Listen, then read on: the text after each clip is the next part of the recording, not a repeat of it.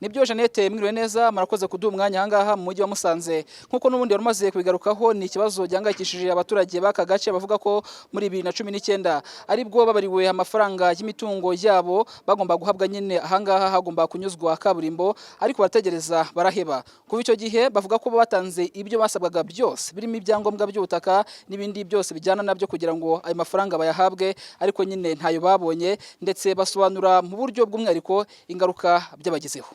Fite ikibazo cyuko baje bakatubarira ngo bashaka kudukorera imihanda badushiriremo kaburimbo bakatubarira tugasinya tugategereza amafaranga tugaheba.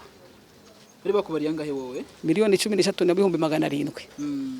Kuva icyo gihe se mwe mwakoze iki kugira ngo amafaranga yanyu yahabwe? Twabanga dutegereje duhebye tuja ku karere kubaza tugeze ku karere baraduhakanira ngo ntayo. Ariko twara dufite amakuru ahagije ko amafaranga yacu yasohotse muri bije yari yaje nyine twagomba guhabwa amafaranga kimwe n'abandi hano haraguru. Iriya mihanda yose uri kubona ruguru bose twari twarabari umunsi umwe. Ariko bara bose barishudwa twebwe ntitwishudwa guturuka hariya kuri karere kugeza hariya. Ubwo noneho tubibonye turababara tuja ku karere tuhageze tutese ko dufite amakuru ko amafaranga yacu yasohotse kukimutaduha nkuko mwishuye abandi. Amafaranga yanyu ngo twagiye kuyakoresha ngo agahande ko mu kizungu. Iyi nzu mubona yari yahawe agaciro kasaga miliyoni 33 mu mafaranga y'u Rwanda.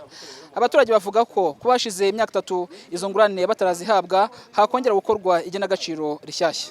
Tukaba tugira rero mu dukora ubuvugizi ibyo akarere ka Musanze kiyemeje kabisha mu bikorwa kandi noneho urukone ko amaze imyaka myinshi.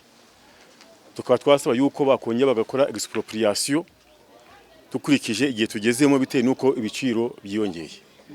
Tutegeza ko baza kwatamanya ngo bare badusubize biranga ngiye subirayo ndabwa ngiye ko shano kwivugurura mwamaye n'uburenganzira nkavugurura barambwa tere n'ushaka kuvugurura nuko ko ibyo uzakoreshaho ni imfa busani turamuka tuje gukora umuhanda ubwo turategeza turaheba icyo twasabaga rero nk'abaturage twasabaga ko batwishyura ariko bakurikije igihe tugeze badakwishyuye cyarangiye ubwo akonyaga gakora operation bundi bushya.